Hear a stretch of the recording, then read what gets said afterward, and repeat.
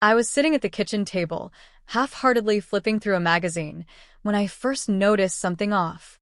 The clock read 7:45 p.m., and Lisa was usually already home by now. It was a Thursday, and she always left the office by 6:30, made a quick stop for groceries, and was back by 7.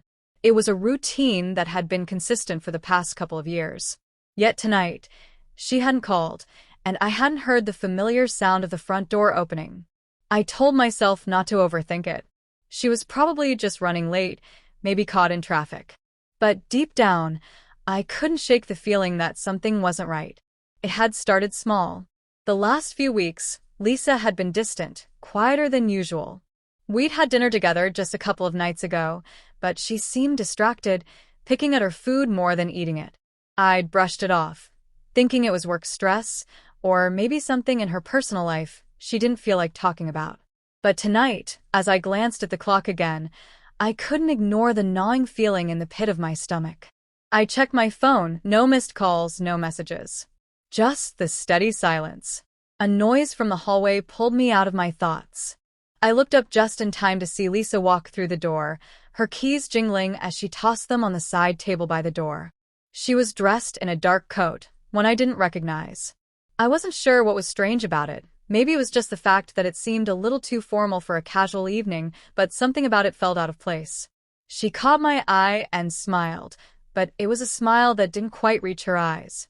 "Hey, you're late," I said, trying to sound casual, though my voice felt tight. "Oh, sorry. Traffic was a nightmare. You know how it is." She brushed past me and into the kitchen, setting her purse down on the counter, but not before giving me a quick glance. "I'm just going to grab something to eat. Want anything?" I hesitated for a moment, but then shook my head. "No, I'm good." She didn't seem to hear me as she rummaged in the fridge. Her movements were quick, like she was in a hurry. I watched her for a second, trying to ignore the tightness in my chest. Why was she acting like this? Why hadn't she answered my texts? The whole situation felt off, like a puzzle missing a piece. I had no reason to be suspicious, right?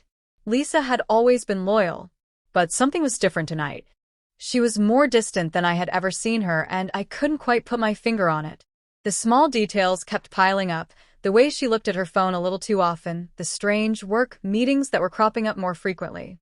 But she had always been a private person, and I respected that. I didn't want to jump to conclusions. But then I saw it. A text message pop up on her phone, sitting on the counter. I couldn't make out the full message, but the first part was clear. "Can't wait to see you tonight." I froze, my mind racing. Who was she texting? I tried to convince myself that it meant nothing. Maybe it was just a friend. But then, the doubt settled in. Her tone, her avoidance, the sudden late nights, it all seemed to connect now. I couldn't ignore it anymore. I stood up slowly, walking over to the kitchen. Lisa didn't notice me at first, too focused on heating up leftovers. I cleared my throat, the words coming out before I even had time to think them through. "Who are you texting just now?" Lisa turned around, a flash of surprise in her eyes. "What?" "Oh, it's just a work thing. You know, the project I'm handling." "Why?" My heart dropped. There was something about her response, something that didn't feel right. It was too quick, too rehearsed. I could feel the tension building in the air, but I didn't know how to push further.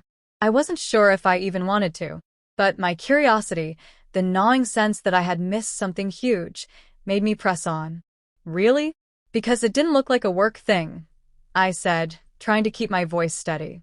Lisa's face faltered for just a moment, but it was enough for me to notice. "Don't start, okay?" she snapped, her tone sharp. "It's none of your business. I'm just trying to get through this week." The words hit me like a punch. "None of my business?" I repeated, my voice rising before I could stop it. I could feel my pulse quicken. "I'm your husband, Lisa. It is my business." She stared at me for a second, her face hardening. The smile from earlier was gone now, replaced by something colder, distant. I wanted to ask her everything, to demand the truth, but the words didn't come. Instead, there was just silence between us, thick and suffocating. I wanted to say more, to push her, but I didn't know if I was ready for the truth. The fact that I wasn't sure whether I could handle the truth made it all worse. Could I face the reality of what was happening? Or was I just too scared of what it meant for everything we had built together? Lisa didn't say anything else. She just turned back to the counter, focusing on her meal like nothing had happened. I stood there for a moment longer, feeling like an outsider in my own home. The warm light of the kitchen felt almost surreal, like everything was out of place. I was stuck in that moment, caught between the past and whatever future awaited us. But one thing was clear. This was no longer just a small, insignificant doubt. It was a crack in the foundation, and I couldn't pretend it didn't exist anymore. I couldn't sit still. I paced the living room, trying to make sense of everything that had just happened. My thoughts were racing, a whirlwind of doubt and frustration. I wanted to confront her again, to push harder, but I knew the moment wasn't right. If she had something to hide, I needed to find out on my terms, not hers. Lisa was in the kitchen, still pretending everything was normal. The sound of her humming as she moved around the counter was maddening. How could she act like nothing had happened? Did she think I was stupid? Did she think I wouldn't notice? The text message, the evasiveness, it all pointed in one direction, and it wasn't good. I could hear her clinking dishes, the hum of the refrigerator. Everything felt out of place. I kept coming back to her response earlier. It's none of your business. The words echoed in my head. How could she be so cold? So dismissive? I stopped pacing and stared at my phone. It was almost 8:30. I had to do something. The longer I let this sit, the more it would eat at me. My gut told me something was wrong, and I wasn't going to ignore it any longer. I needed to know the truth. I had to know. I stepped toward the kitchen, trying to sound casual. Are you okay? I asked, my voice steady, but betraying a hint of tension. She glanced at me over her shoulder, her face softening just a little. Yeah, I'm fine. Just tired. Work, you know. She was brushing it off, but I saw the way her eyes flicked nervously to the side. It was subtle, but it was there. A sign that she was hiding something. I couldn't let it go. I walked over to the counter where her phone still sat, face down. I hesitated for a moment, then grabbed it, my fingers trembling. She looked at me, her face tightening. What are you doing? Just checking something, I said, trying to sound calm. But my heart was pounding in my chest. I swiped the phone open, ignoring the panic that flared up inside me. There it was, the message I had seen earlier, still there. I read it again, this time fully. Can't wait to see you tonight, miss you. I felt sick. It wasn't from a colleague, wasn't some vague. I couldn't keep going like this. The silence between us had become suffocating, each day a reminder of the betrayal I couldn't escape. Every glance at Lisa felt like a lie. Her presence in the house, once comforting, was now a constant reminder of everything that had fallen apart. I didn't know what to do anymore. The love I thought we shared had been shattered beyond repair. I spent days lost in thought, replaying our conversations, trying to make sense of everything. I had always believed that if two people really cared, if they truly loved each other, they could work through anything. But now I knew it wasn't that simple. The truth was, love alone wasn't enough. There had to be trust, respect, things I thought we had but clearly didn't. Lisa kept to herself, as if nothing had happened. She went about her routine like she hadn't just torn our lives apart. And maybe that's what hurt the most, that she was able to go on unaffected. How could she be so cold? So distant? Did she not care about what she had destroyed? Or was this just the reality she had created for herself, a world where she could compartmentalize her actions and walk away without remorse? I couldn't do that. I couldn't just pretend like everything was okay. Sooner or later, I had to make a decision. But what decision could I make? What was left for us? I found myself staring at the door, knowing what I had to do, but not knowing if I was ready to do it. Walking away meant giving up on everything I thought we had. It meant acknowledging that our marriage was over, that the dreams we had shared were just that, dreams, nothing more. But staying meant living a lie, pretending that this was somehow salvageable. I couldn't live like that. I deserved better. I deserved the truth, even if it hurt. I stood in front of her that night, my mind made up. There was no more running away from it. No more pretending. "We need to talk," I said, my voice steady, though my heart was pounding. She didn't look up from her phone.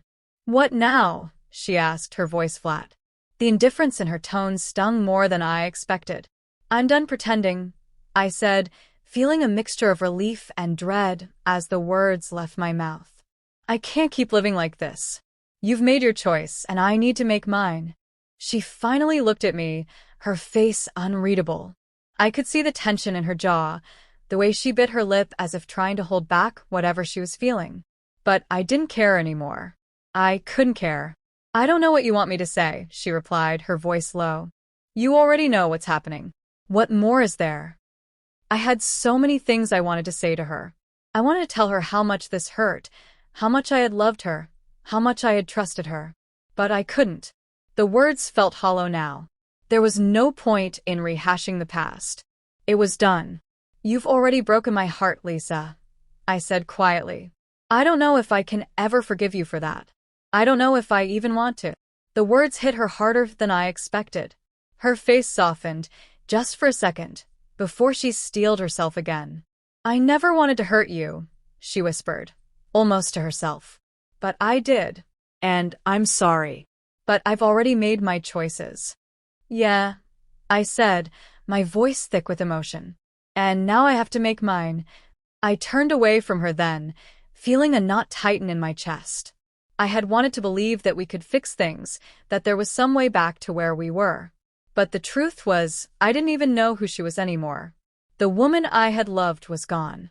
The woman standing in front of me was a stranger, someone who had betrayed everything I stood for. The silence that followed felt like a weight I couldn't escape. I walked to the door, not looking back. "I think it's time for us to go our separate ways," I said, the finality of the words sinking in.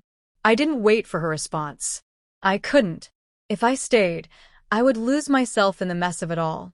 I had to walk away, even if it was the hardest thing I'd ever done. As I left the house, I realized that I wasn't just leaving her, I was leaving the person I had been when I was with her. The person who believed in love, in trust, in commitment. That person was gone now, and I had no idea what came next. But one thing was clear, I couldn't keep living in the past. I couldn't keep clinging to something that no longer existed. It was time to rebuild, to find myself again, even if it meant facing the unknown. I didn't know where the road would lead, but I knew I couldn't keep walking down the same one, pretending everything was okay. The hardest part was letting go. But sometimes, letting go was the only way to move forward. I sat down, my hands gripping the edge of the table as I tried to process everything. The words Lisa had said kept echoing in my head. I wasn't happy. How many times had I heard that phrase in movies or books? But hearing it from her, hearing it about us, felt like a death sentence to everything I thought we had built. A few months. The secret had been going on for months, and I hadn't seen it. Had I been so blind? Or had I just chosen not to see? My thoughts were a blur of anger, betrayal, and confusion. I wanted to scream, to throw something, but there was no point. Nothing would change it now. I had my answers, but it didn't make the pain go away. I couldn't understand why she'd done it. We'd had problems, sure. Every relationship does. But we had worked through them before. We'd been through tough times, and we had come out stronger. At least, that's what I thought. But somewhere along the way, it seemed she had checked out. I had missed all the signs. How could I have been so naive? The thought of it made my stomach turn. How long had she been lying to me? Had she even cared about me the way I cared about her? Or had I just been a convenience, someone to play the role of a husband while she sought what she truly wanted elsewhere? I couldn't shake the feeling of being a fool. All the little things that had seemed odd, but I had brushed off, her sudden need for more alone time, her late nights at work, her distance in conversations, the vague excuses. It all made sense now. I had seen the cracks forming, but I hadn't wanted to believe it. Now, those cracks had split wide open, and I was left standing in the wreckage. My thoughts drifted to the past, to our early days together. When we first met, everything had felt so right. The chemistry, the laughs, the long talks that lasted into the night. She was my best friend, the one person I could trust completely. Or so I thought. We had dreams. A life we had talked about building together. We'd made plans for the future, talked about where we wanted to be 5 years down the road, 10. I had pictured us growing old together. And now? Now, I wasn't even sure who she was anymore. There was a bitter taste in my mouth as I thought about the life we had built. Was it all a lie?